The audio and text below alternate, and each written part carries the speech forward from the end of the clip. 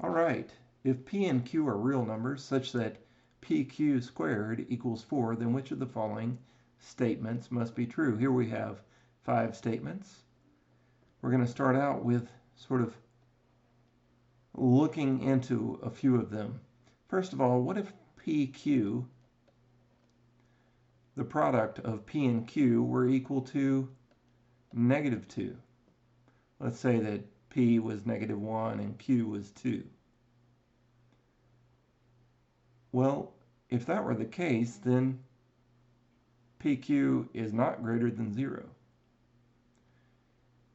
In such a situation,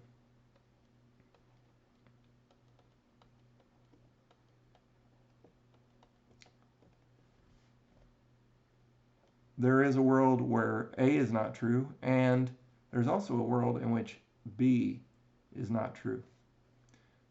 Secondly, P could be less than 1. Let's look into that. So, let's say that P equaled 1/2.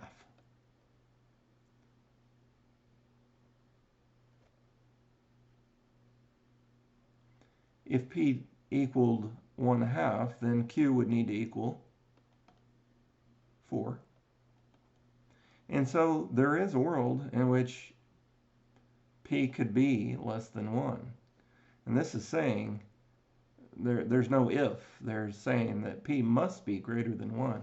We've just shown a situation in which it is not necessarily true for C. Finally, let's look at these same numbers and realize that let's say that P equals -1/2. So that's less than 0. Then does Q have to be greater than 0?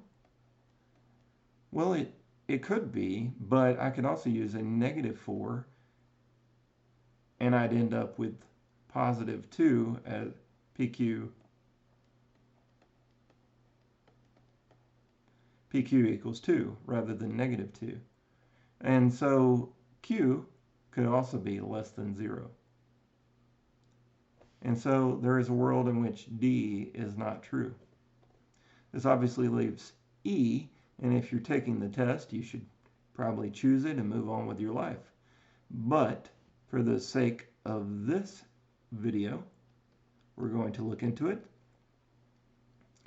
If P is greater than 2,